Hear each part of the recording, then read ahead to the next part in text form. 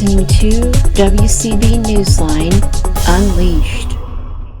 I just wanted to talk to you about probably several different things, but pretty much whatever you would like to talk about.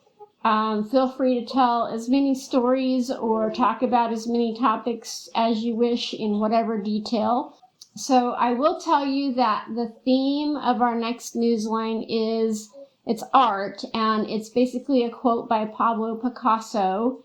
Art washes away from the soul the dust of everyday life. You're welcome to talk about anything that means to you or how it incorporates anything in your life you want to talk about. So I'm just going to toss it over to you, and if I have questions, I will ask them along the way. Okay. Art is interesting in the sense, for me, in the sense that it is sometimes extremely personal, so it's art for expression, but it doesn't matter who the audience is because it's being done for the statement, not for the adulation. So for some artists, it's their only way of actually interfacing with a very confusing universe, very confusing society. It sometimes is the only thing that makes sense in terms of their language. And then oftentimes art seems to be the representation of where people are, where they want to go, or where they've been. So it pulls on the personal experiences of each person who either views it, hears it, listens to it, experiences, engages in it. It actually pulls on all of those things that make up who they are. And so it often brings them, art can bring people into aspiration, or it can bring them into moments of sad reflection or contemplation. So art, it's sort of the uncontrolled, non-bottleneck, not structured particularly. It's the expression of humanity without humanity saying what the rules are. So it sort of allows a person to really express themselves fully in authentic ways without being restricted because you don't do that, or that's not done, or we do it this way. Exactly. So I just think of art as it either leads, follow, it doesn't follow, it always leads. It can lead you to personal and emotional places, or it can lead entire societies towards aspiration, goals, rebellion, or reflection. What I discovered, and of course art is art. And so, art can be anything, almost anything. Yeah. You think about it. There's no definition of what art is, per se. But in the classic art form, since I have been a blind person, I have just noticed that there are way too many people in the community and those that actually enable community to assume that art is not for them. Maybe music is a good form. So, if I first thing hit the piano, and if someone's here, the first person who comes up is Stevie Wonder or somebody. So the blind person and the piano sort of go together as that's the art form for the blind folks. Or singing, vocalizing. That's the art form. So you've got society telling you what the art form is for you as a blind person. I have spent a lot of time pushing up against that and saying that art is still something that society needs to understand universal access to. That if you're going to paint, make the painting somehow accessible to all people who view it, regardless of how they view it. So if I'm looking at a piece of artwork and I've got someone who's describing it to me, all I'm doing is getting their impression of the art, so I don't have purity. I have no authentic experience of that piece of work. I have somebody else's impressions. And being stubborn, I'm never satisfied with somebody else's impressions. So I would request that the artist give me their description of the artwork, or that the audio version of the artist describing what they've done. Doesn't necessarily mean tell me what I should feel from this, but tell me what you've done with this. As the artist, take me into your painting. Start telling me the colors and how they feel to you, what kind of shapes you're creating, what kinds of images are there, without telling me what they're supposed to be. Just go through and just you describe it, artist person, because you're the one that intimately has taken this medium and used it for your language, your description, and your message. So tell me what you've done, and I will probably hear your message. Or I'll hear my message, but I will be guided by what you presented. Another way to say that is when earlier when I was talking about doing soundscapes. So the idea is I'm not necessarily trying to create a melody line that someone's going to walk out whistling or going, well, that was really a pretty melody line.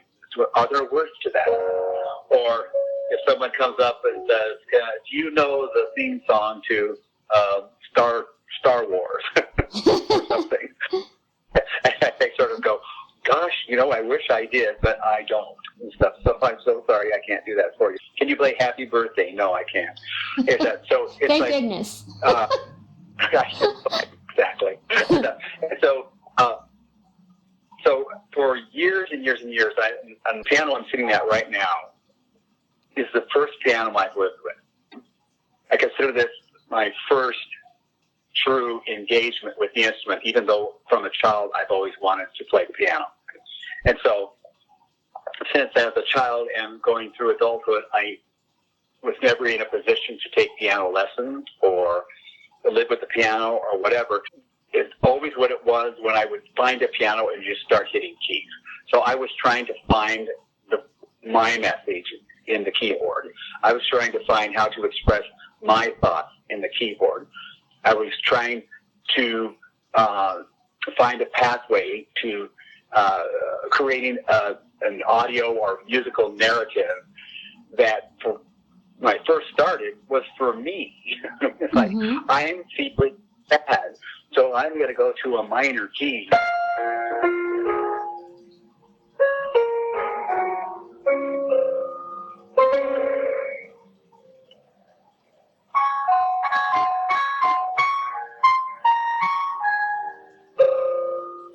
To sort of meditate into my music, sort of get it out, not keep it bottled up, let it come out. So I wasn't playing it for an audience to listen to. I was playing it for an expression, so it was an outward message. It wasn't an inward one. I did that for, probably at least 8 years or so when I finally started living with the piano and just playing with it and experimenting and listening for my sound, whatever my sound is.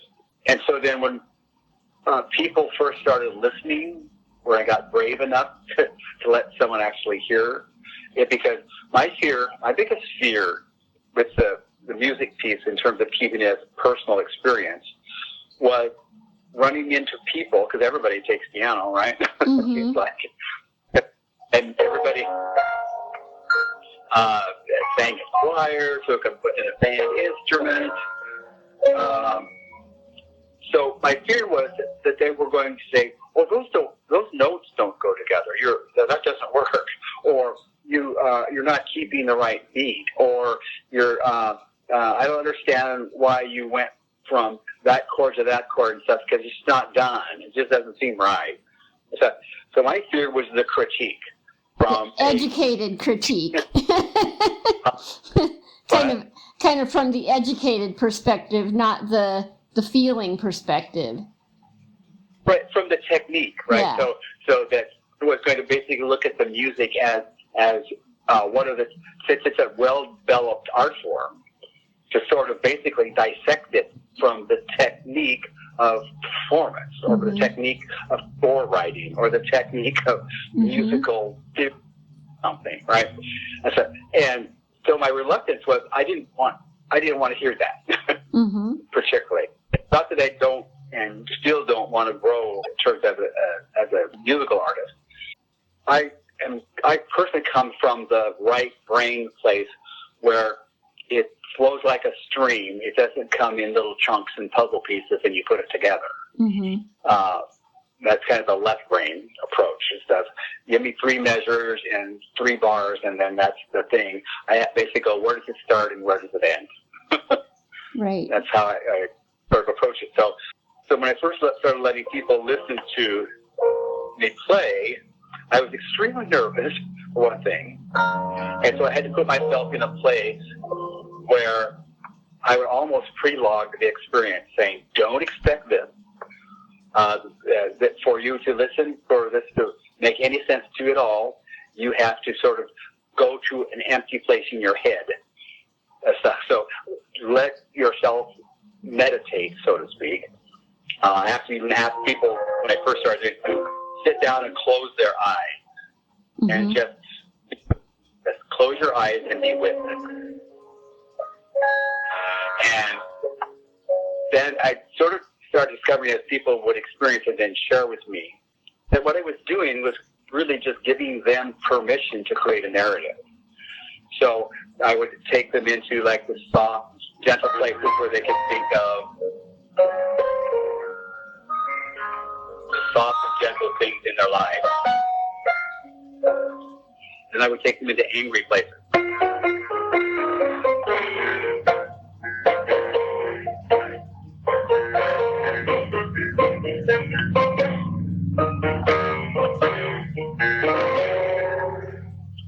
So they could go into those angry places in their life and stuff, add their narrative and stuff.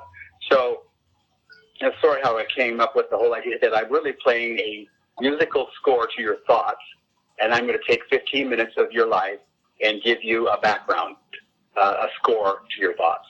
It's kind of how I approach the whole piece here is like a painting. There may be similarities in what I play, but I never play the same song twice or the same musical piece twice. It has all kinds of elements from former pieces or this, that, and the other thing. So I'm using just things that I've done. Every 10 or 15 minutes is different. It's unique to itself, and it will never occur again. I love that. Well, and, just as, your reference to it being like a painting, a painter could try to paint a similar painting, but it's never going to be exactly the same. The creative process is creating one of a kind. The production process is creating multiples of the same thing at a time. Right? But there's always the original, which there's only one original. Yeah, or, like Chihuly. I mean, he's extremely creative, but as soon as you, and there's a certain prestige in someone being able to look at a piece of work and say, that's a Chihuly, right? So that's really an achievement as an artist for a stranger to look at a piece of glass work and name the artist. But that for them to do that, there actually has to be a signature about it, right? Right. And so I'd be cool myself with having a signature to whatever I create on a keyboard. I'm awesomely cool with that. But what I'm not interested in is someone sort of saying, play that song you played 3 days ago. And it would be like, I can go into the same zone, but it will not be the same song. It will not be the same piece of music. Right. Because today I'm in a different place, and so are you. Yep. And so it takes you to the zone, but it's going to be a different piece of music. That's why I've taken to doing lots of, I've got on my piano, I have 16 tracks of recording on floppy disk, so it's old school. It's been around for a while, this piano. And so I can actually improv for myself, which has taken me years. When I first started doing this thing, I would actually use at least 14 tracks. And so I was just putting way too much music on a single recording. And at first I was sort of playing with the idea of having a barrage of sound so that people could not go into the track of trying to listen to how they listened to music before, because they were actually being barraged. So I would find a little spot where it's very, very small little sound, and then all of a sudden it's like orchestra pieces going, drums, except that it's just like, whoa, where did all that come from? And so that it actually started challenging how you listen, how people had to listen to it. I remember a long time ago watching the movie Amadeus, and there was a line in there from Mozart's Nemesis, from the king that he was creating music for, the aristocrat, and stuff. And so he would create a piece of music, and the aristocrat came back with, yes, that's a very nice piece of music, but you have to take some of the notes out. There are too many notes. The ear can hear so many notes, and you've got too many, so you have to remove some notes. And for some reason, that line stuck with me for a while, and so I kind of went to the place where there were too many notes. So that, and I was challenging myself, kind of see if I couldn't make it actually hold too many notes. Yeah. So there were times when I was actually using that technique to just create complete chaos, to the point that I would think the listener would almost start stressing because there were too many notes. And for some reason, I thought that would be an interesting thing to experiment with, which I did for a while. And now, currently, I've switched from that. And part of that, I think, I'm a psychology, that was my major was psychology. And I remember working in a master's program on groupthink, where we would take video and we would have like 8 or 9 videos going at the same time that people had to absorb. Oh, wow. And stuff. And it was trying to find that place where either they got desensitized to everything and they all just started picking up just the simple parts, or they were so over-barraged they couldn't follow any of it. So I think in part, I wasn't doing this on purpose, but I think in part I was taking that chaos to the place where people either found the one piece that actually spoke to them, the one instrument, the one line, the one sequence, or there were too many notes and it just had to break off. That was just a technique that I actually still use, but I now use it sparingly. But I want to create chaos and then bring a restful thing back, a little peaceful point back, or out of the chaos rises the flower that blooms, kind of a thing. So currently, then I'm really trying to play with space, realizing that in the space. And so doing something like if I were doing.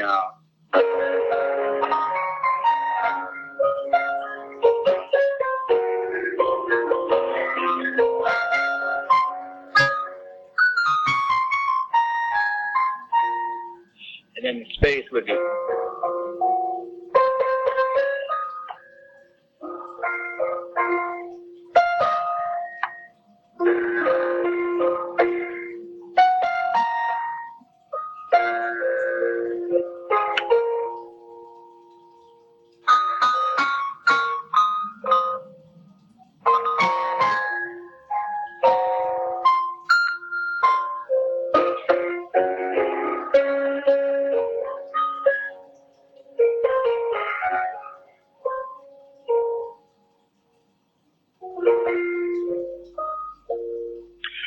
That space, it kind of allows the listener to stay in the moment of it, as opposed to having to keep racing along with it. Mm-hmm. Does that make sense?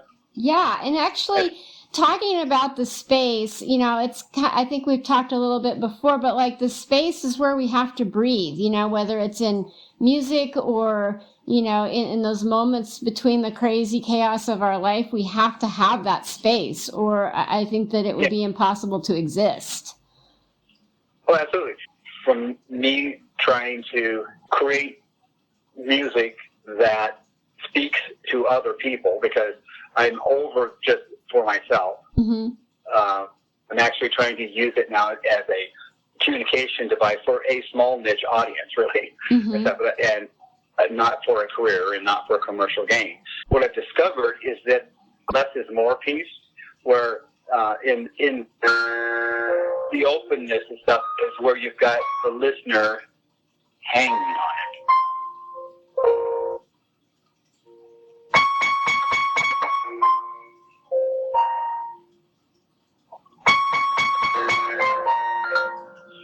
It becomes much more anticipatory. Mm-hmm. It's sort of like with an actor, because I also do stage stuff, but so when I'm on stage, if I want to really engage the audience, I start loud and I keep getting softer and softer. So the audience has to start leaning forward. And you're pulling them in. And that's when you've got them in the highest listening mode, so to speak.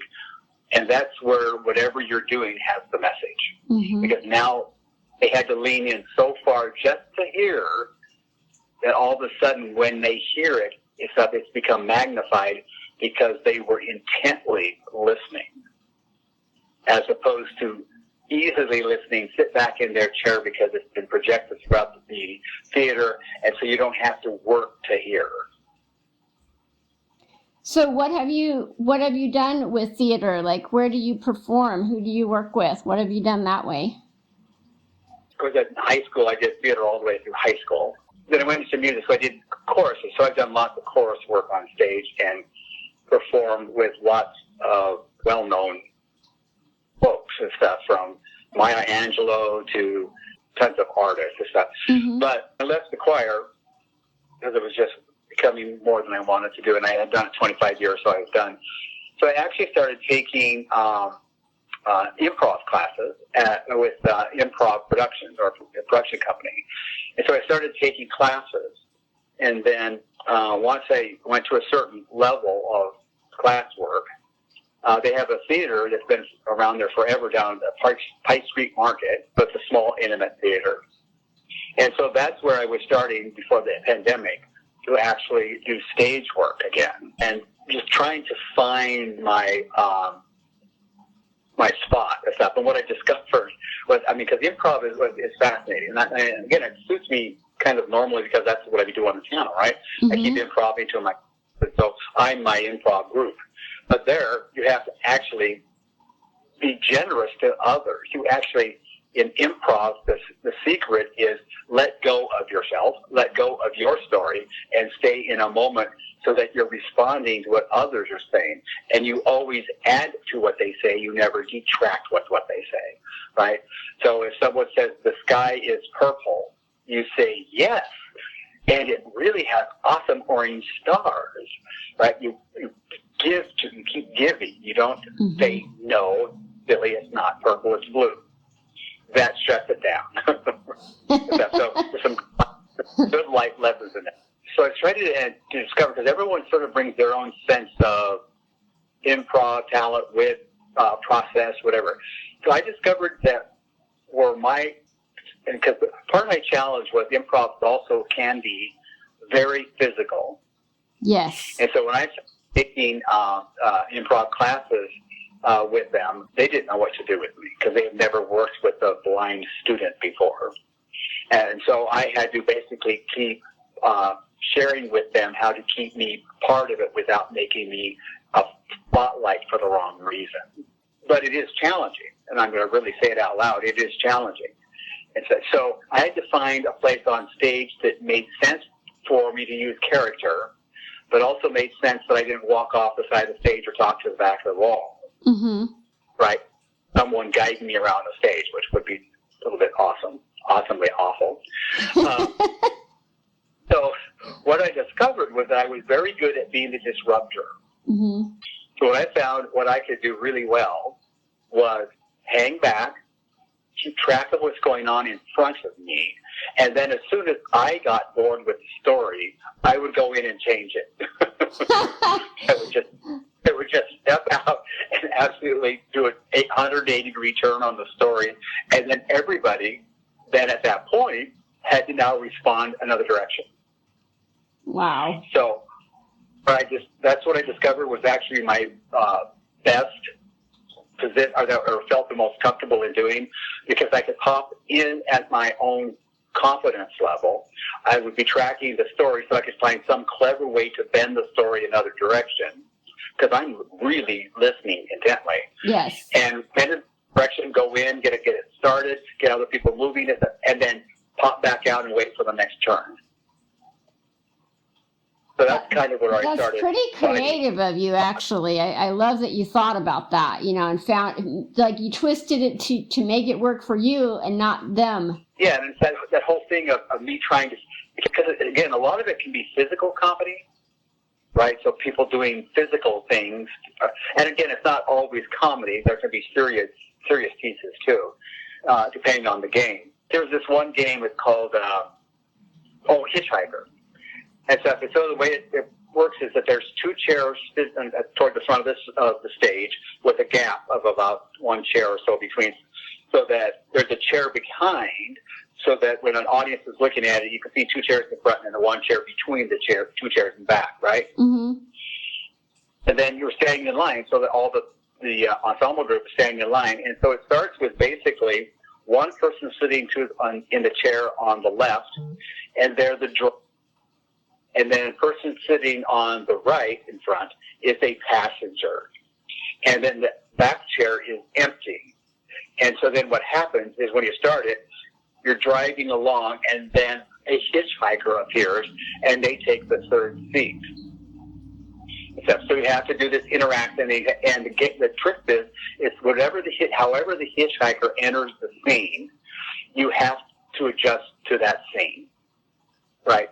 So you might be driving along, has two friends looking at the forest or something, and a hitchhiker pops in, and they are an old lady looking for grandma, or looking for the wolf who just ran off with her basket. And all of a sudden, you had to now become that story. I thought I saw a wolf over there. Wasn't it the basket we saw? And yeah. Or become an old lady or an old person or something. But you had to become and just the story. And so then there's a break. The moderator sort of breaks. And so then the hitchhiker moves up to the passenger seat. The driver moves off stage. The passenger moves over to the driver's seat. And then a new hitchhiker is ready to come on stage at the moment, and as it resumes. So it keeps moving really fast. And you have to keep changing scene. You have to keep changing. Whatever the hitchhiker comes in with, you have to become that. That's awesome. It's adult play is what it is. It's like you have to get into your child and play. Yes. And one of the first things that they kept teaching and preaching was, if you want to do this, you have to stop thinking. You can't think. If you think, it's not going to work. Because you're going to try to set the score. You're going to try to set the scene. You're going to try to outthink the scene. You can't think. You have to absolutely be so into it that you're not thinking. Your ears are what's working, not your mind. Which is kind of perfect for a blind guy, eh? It is. And also, and I know I'm going to get this quote a little bit wrong, but one that I was reading when I was thinking about this whole art concept was from Mark Chagall. And it had to do with, when I think with my heart, nearly everything works. And when I think with my head, almost nothing does. So it's kind of that concept again of, use your heart and your instincts, and, don't think too hard about it. I just was listening today, I don't know if you, on NPR. Today was this guy who was basically talking about left brain, right brain, right? And he was contradicting the whole concept that the right brain is the creative brain, and the left brain is the computer brain, sort of thing, which is sort of think or something. And he was basically trying to say that you have two brain lobes, and they're both operating at the same time in different places. So that the right brain is the big picture thinker, and then the left brain is the functional task thinker. So one of the examples to use, because again, almost every animal has a two-lobe brain. And so he's talking about a bird who might be coming down to get a piece of corn on the ground. Well, the bird's left brain is focused on how to pick up the corn. The bird's right brain is focused on how not to become someone's prey or dinner. Right. So they're paying attention to the outside. So the brains are working at the same time, performing separate functions, right? And so they're both working, though, separately and together, if that makes any sense. And that's where I got this whole concept around the right brain thinks in a stream, and the left brain thinks in terms of functional tasks or segments. Mm-hmm. Because you need B and C to get D, whereas the right brain is saying, how can this D thing work in the real world and create something? Or what's its purpose? I get fascinated with those kinds of brain things. Yeah, no, it is it's very fascinating. And I wanted to hear about the project that you did with the University of Washington. Oh, that's right. Again, it kind of goes back to this whole thing when I was really in this space where I was almost, well, I get into advocacy positions really fast. And so I'll listen to what people say in terms of reasons for this or that. But if my right brain says you're down in the detail of the book you read or the rules or the policies or procedures someone developed, and you're not thinking big picture, then I totally go advocacy, badass advocacy, quite frankly. Right. I was working with Chihuly Glass Museum, trying to tell them that they have permanent fixtures that are permanent installations, and then they have ones that rotate or vary, that they could actually create interesting ways to establish ways for people that are blind or low vision to get the idea of the installation if they created a mini one or a flat relief one, or if they had the audio description thing where you could go in with the device and aim it at something and it gave you the description, but in the detail of a professional, not your friend walking through with you saying, it looks like a tree. No. Right. So I was trying to get them and work through with them to create ways to create accessibility for people with blind or low vision in terms of that artwork that's throughout his museum down in Tacoma. And then as I was doing that, I'm going, you know what, there's all this art and stuff that people are doing. And I just remember being in an art museum and as I started out earlier, having someone basically describe this painting. And I have to keep asking questions. Well, what is it? They're like shapes, kind of geometric shapes. I'm going, well, are they round? Are they square? Are they lines? Are they boxes? Are they? Oh, there's some square ones and there's some round ones. And are they on top of each other? Are they touch each other? Are they all separate? I just was having to ask so many questions to even get the basic of what this piece of artwork was, that it frustrated the hell out of me. And so I decided that there needs to be an art form, and I named it Touching Art, and that it had to be both tactile and visual, and that its goal, and so I worked with the director of the master's program at University of Washington. Again, this is working with DSP. I said, let's go together and let's create an art competition for your graduate students to create a wall mount piece of art that's tactile first and visual second. And then let's do a showing for the public and others so they can experience it. And then we as an agency will buy the top 4 pieces. So we'll put together an art jury from the Arts Commission from the state of Washington and other artists, and they'll go through and judge all of these pieces and come up with the top 4. And so he was totally on board. And so we did the logistics. And then what I did was I went in and conducted a 2-hour workshop for all of the folks that were going to submit a piece for the exhibition and for the competition. And so it forced me to talk to visual artists and to try to get them to understand how to take their visual art and make it tactile without being stereotypical, right? So I kept having conversations like, you're going to want to make a face And that person that's buying will feel it like a nose, and there's an eye, and the lips are right here, and there are ears. Because you're going to think, I need to create something for blind people, right? Mm-hmm. So that's not what I'm asking you to do. I'm asking you to create a tactile art piece that's tactile first and visual second. And so then I basically talked to them and said, how do you, if you're going to create a piece of work, because they're not painter at all. I mean, they're sculpture and, sure, and all kinds of art.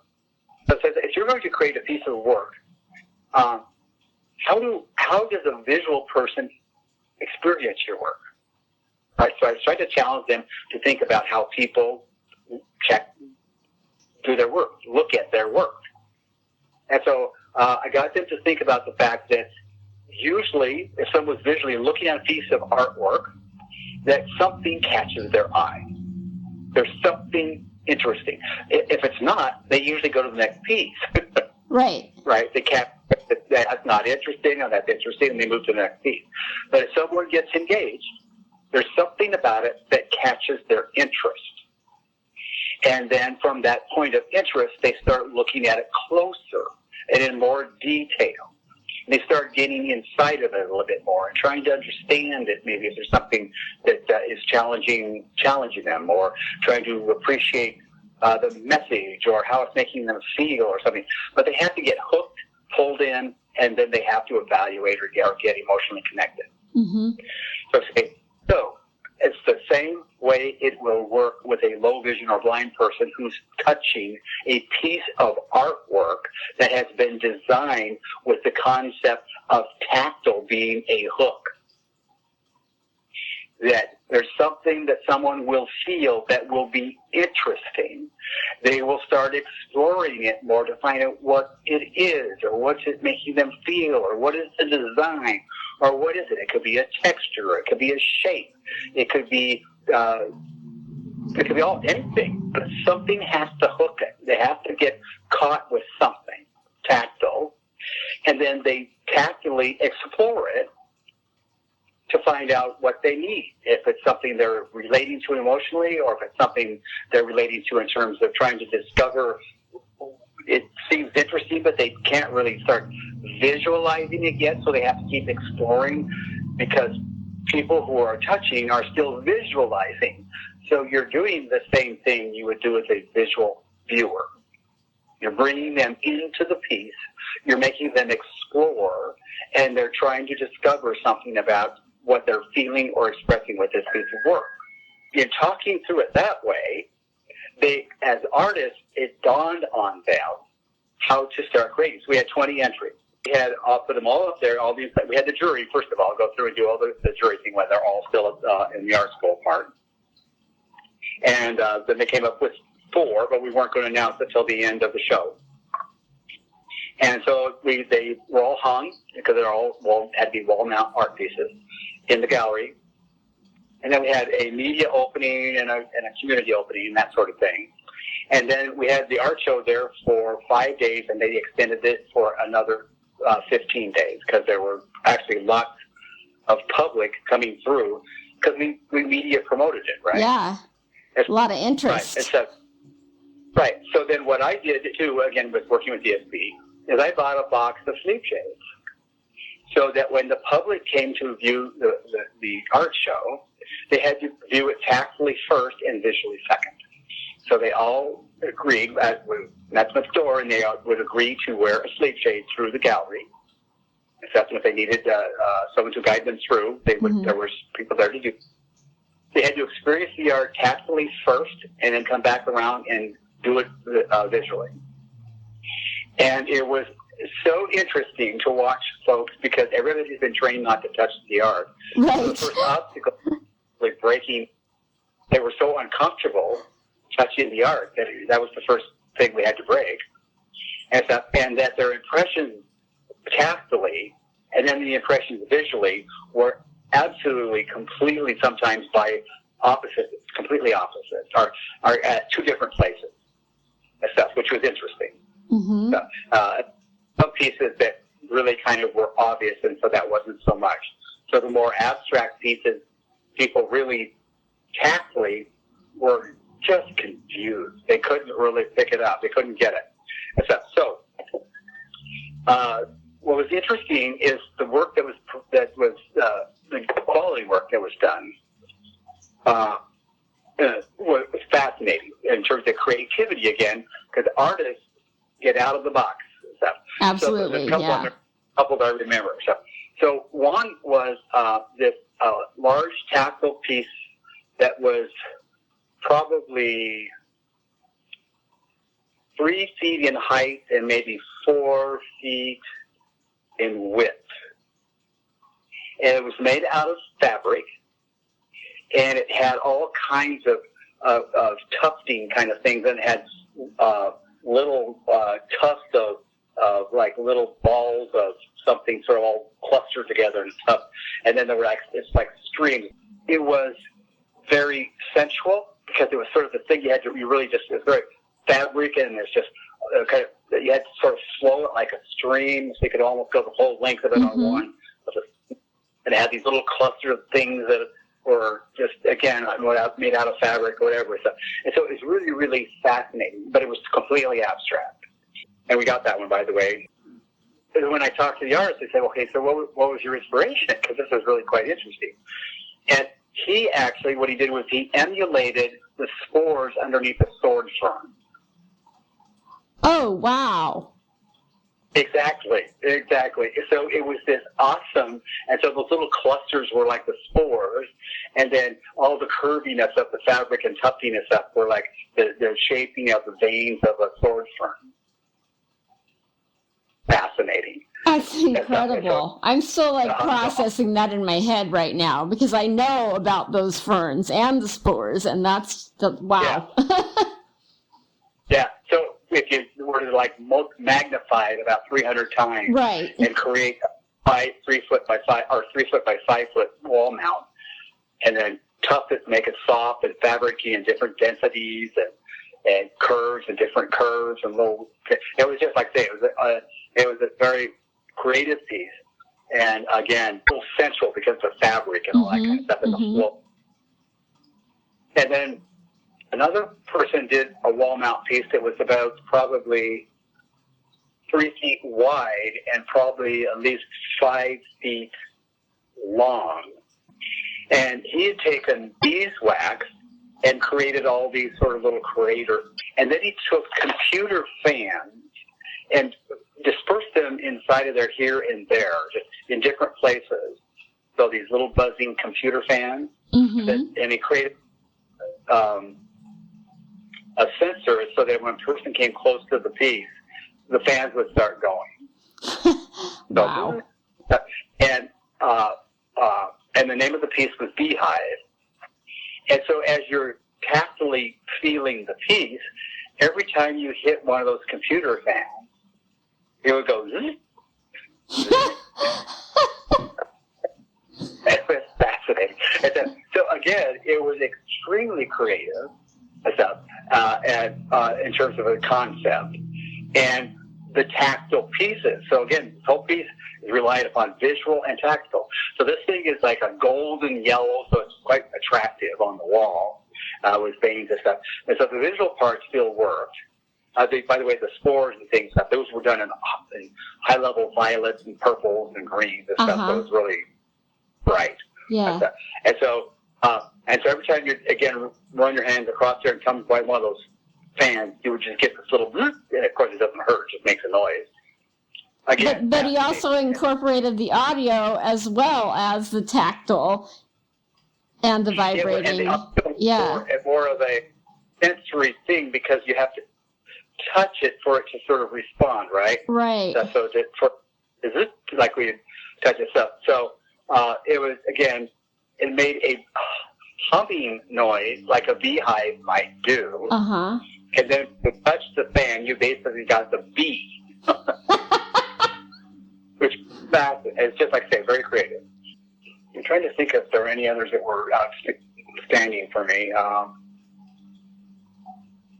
Or some that were a little bit rough if you got too tactile, so you might cut your finger off. So those were they got the idea of creating a scene tactily, but they didn't think about how to touch it. Yeah. Then one person did actually go towards face silhouettes, but there were like 8 of them, and they were all in different positions.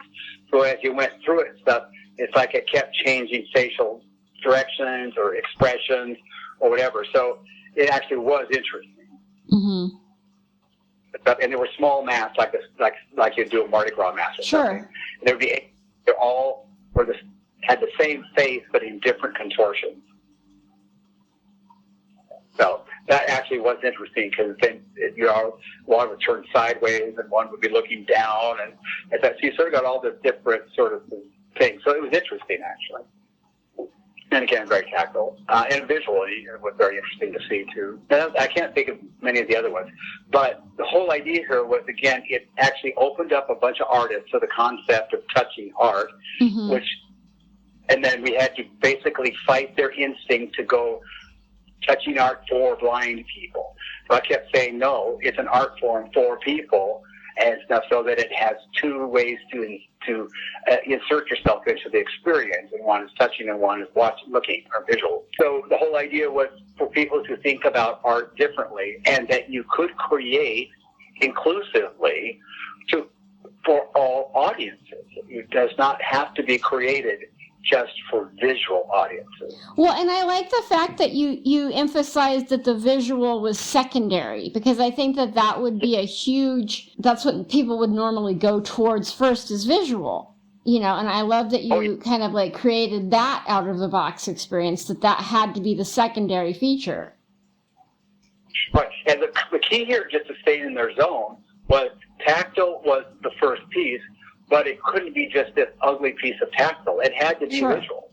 Yeah. It had to be a piece of art that if someone looked at it, they would see it as a piece of art. Mm-hmm. Because Right. just So, like if we were to touch something that did not feel good, it would be ugly to us, And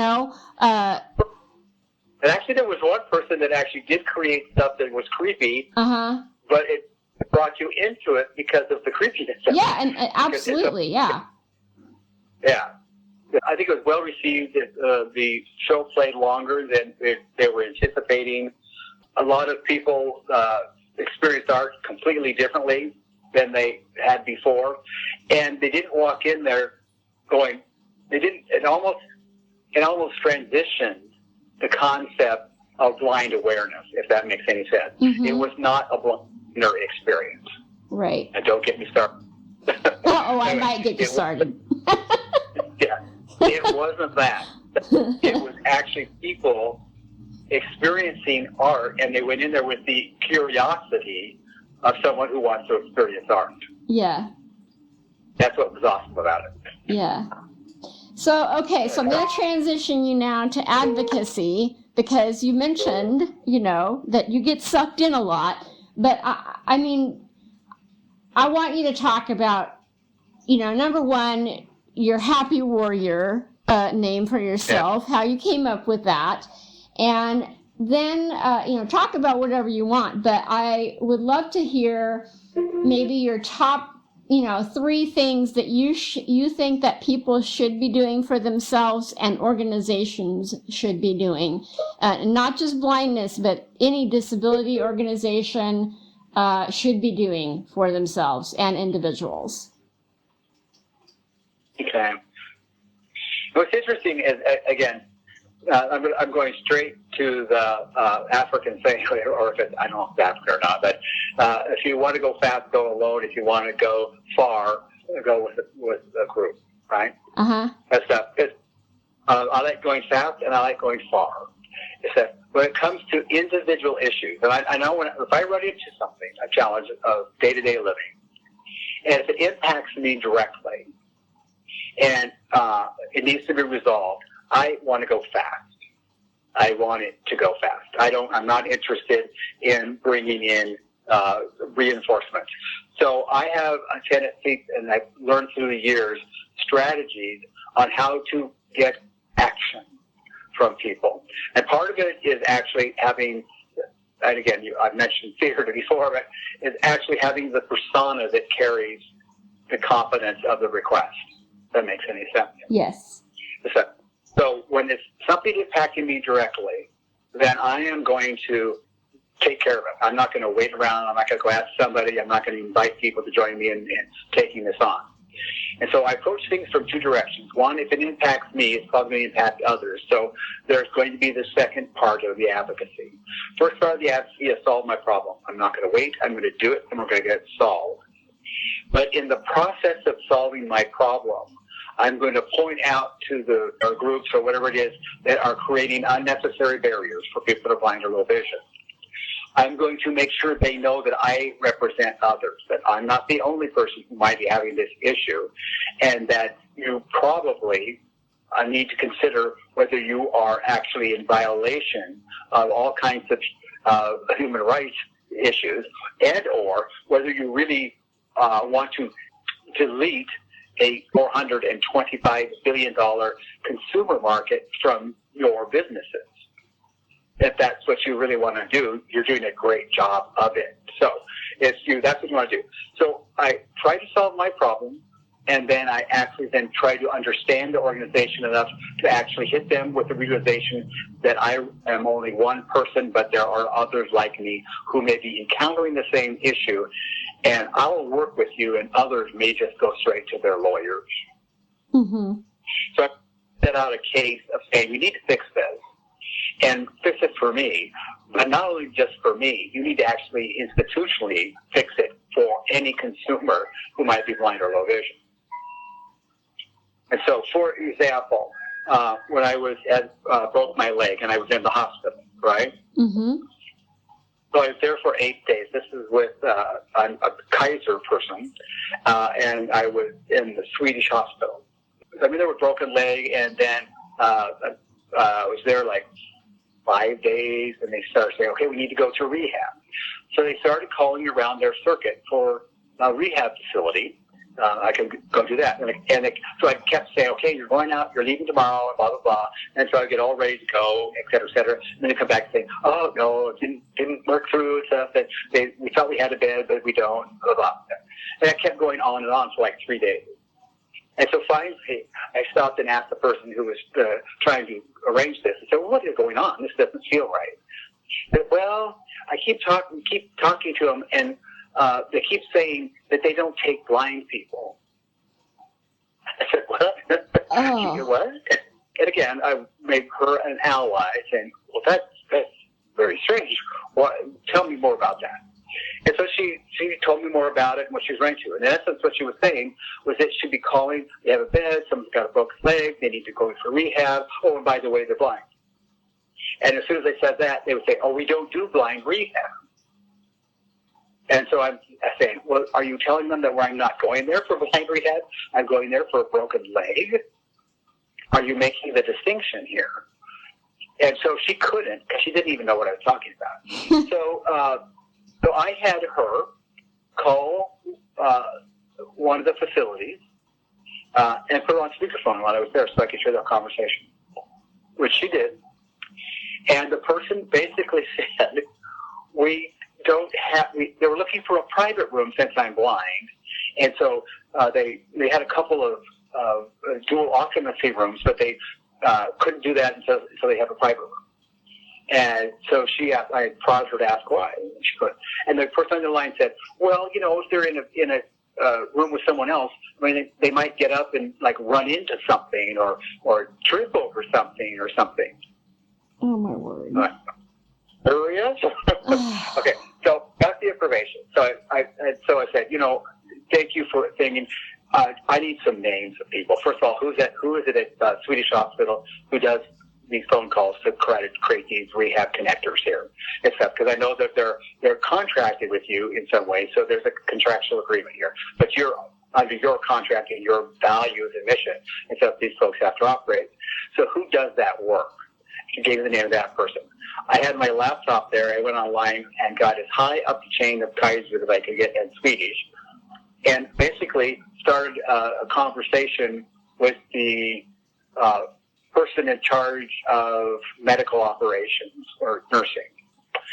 And I basically said, first of all, I went to your website, read your mission statement, et cetera, and it says, one, that you're inclusive and that you don't discriminate and blah, blah, Well, does that apply to your vendors as well?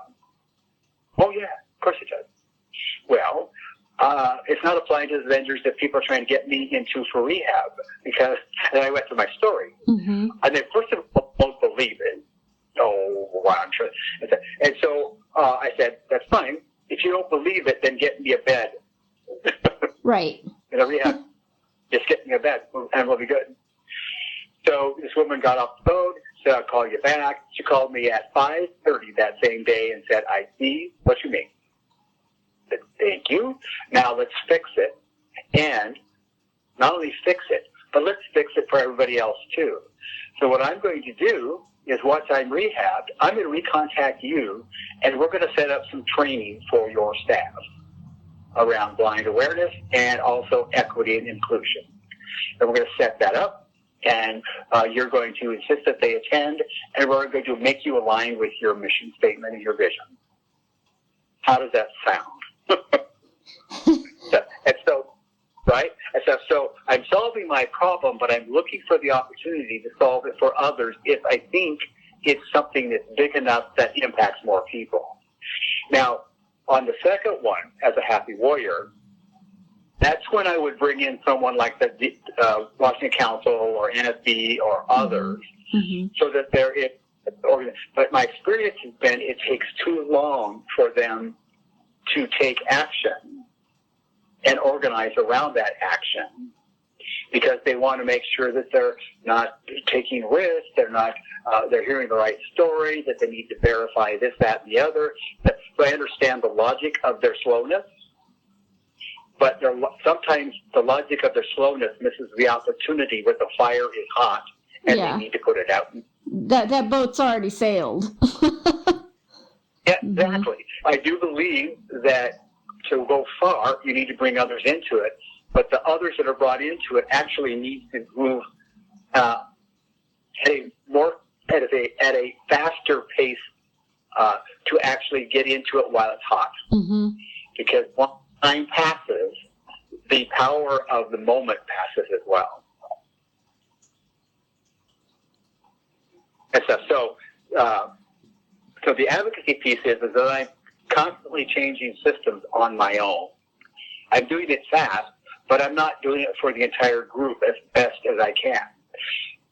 So part of my frustration is that a lot of times people are waiting for other people to solve their problem.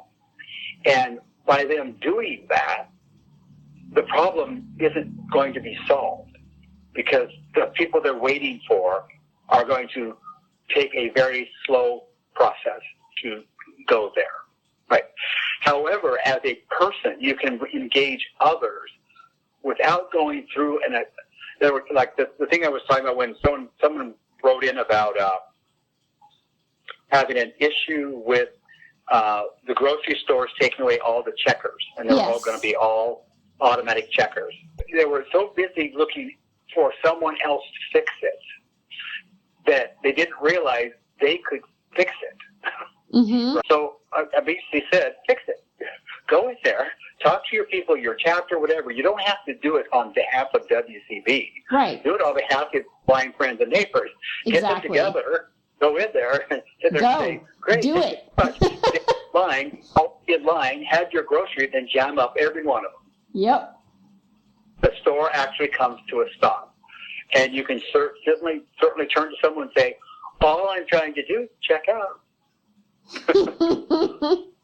Yes. Well, all the stuff. And then, same time, have one of your closest allies, husband, friend, brother, sister, someone that you've jammed up those machines or jammed up those stations with, videotaping the entire experience. Yes. And you'll be amazed at how quickly someone will want to resolve that. Yes. Again, to me, that's the happy warrior at work right there. Yes, and I think that's a really, really valid point, that you really do need to take things into your own hands a lot of times. I know I have had to do that many times, and it is much quicker and much more effective a lot of the time, rather than waiting for the red tape of whatever system it is, do it yourself, do it. And then once you've gone through that process, say, hey, guess what? I just fixed. Guess where you all can go pay your bill now because of the work that one person did, or, but Yeah, exactly. And the trick is, though, Heather, is that there are so many systems that see one person's problem, and either create a one-person solution or create resistance to the resolution, right? Right. That they're not realistic because they have to do something different. I remember taking on my Safeway store, and they came up with this template that went over the top of their point-of-sale touchable screen, and then they would continue to lose it. Every time I walked through the store, they'd have to go spend 5 minutes looking for this one template that they solved for this one problem. Rather than just making it a normal, run-of-the-mill thing for anybody that needs it anytime. Right. Well, and again, as I'm sitting there saying, you can get one that's a touchscreen and has to keep that at the same time. You know that, right? That sometimes the invigoration of doing something, get comfortable with making good trouble. But getting in good trouble is the way to actually create the passion of advocacy. Because I've seen some people, basically their advocacy is getting pissed and making a scene. That's not advocacy. That's just making a scene. It's making a scene, and they want you to go away.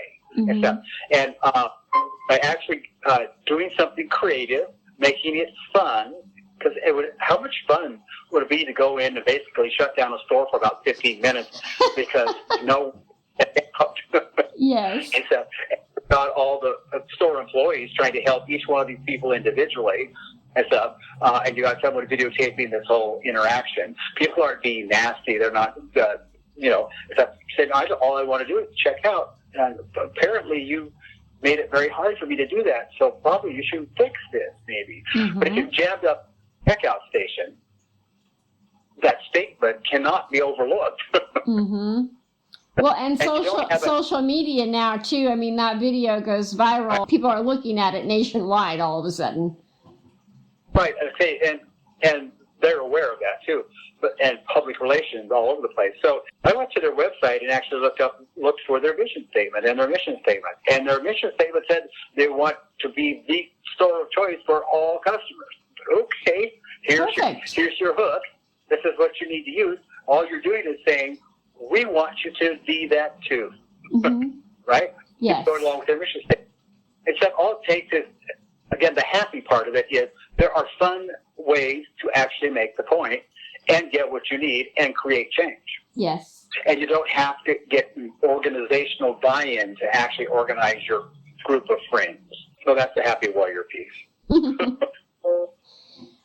Well, so I think that the last thing I always ask people in these interviews is if there would be one message that you would want to leave people with, what would it be?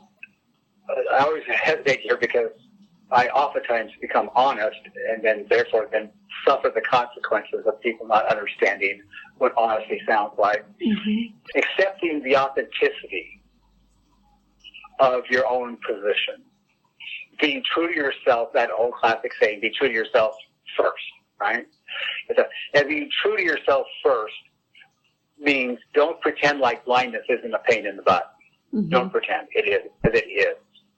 And don't pretend that you're a victim of it, because you're not. And don't pretend that others are obligated to help you out of your situation, because they're not. And don't pretend that it's okay to just be on your own, do it your way, live with whatever the consequences are, and be 100% independent, even if you're 50% inadequate. So the honest reality of the authenticity. So it's way easier for you to actually be interdependent, which should be the goal, because that's where everybody else is. I don't think blind people should think they should be different. So it's not a choice. It's not a binary choice between dependence or independence. It's actually a choice of interdependence which means you actually are part of a community of sighted, non-sighted, disabled, non-disabled, people of multiple colors, multiple cultures, multiple faiths, multiple political standpoints, that you're part of the tapestry.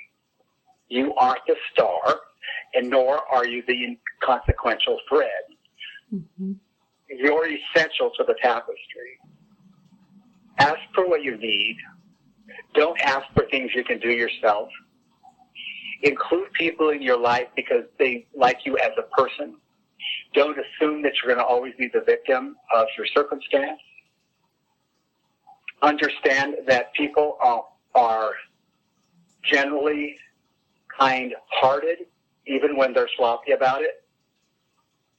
That people will never understand your situation if they don't have lived experience with it, and do not expect that. And don't make it the thing that defines you. So the idea that the characteristic of blindness is not the definer of who you are as a person. It's a characteristic like the color of your hair, yes, your height, and the color of your eyes. It's that blindness should not be the thing that leads your life. It should be just part of it like everything else. Part of the tapestry of it. I love that. I love that. And let's just hope that the tapestry becomes more and more tactile as we go along. That would be nice. It would. You could use different kinds of threads that have different textures. But what's nice about a tapestry is for either blind-sighted or other is that a tapestry is a blend, and it doesn't really matter what's there. Mm-hmm. It really isn't important what the tapestry shows. The tapestry is just a blend of all kinds of threads that would normally not go together. Yes. And it is the big picture.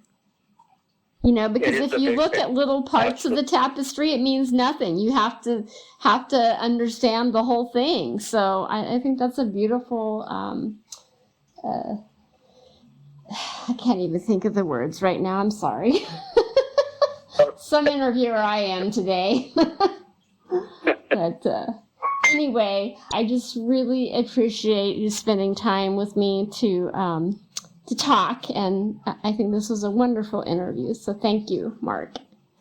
Awesome. Oh, no, thank you, Heather, for doing it. This podcast was made in association with Washington Council of the Blind's Newsline publication. You can contact us at the wcbnewsline@gmail.com. Thank you for listening.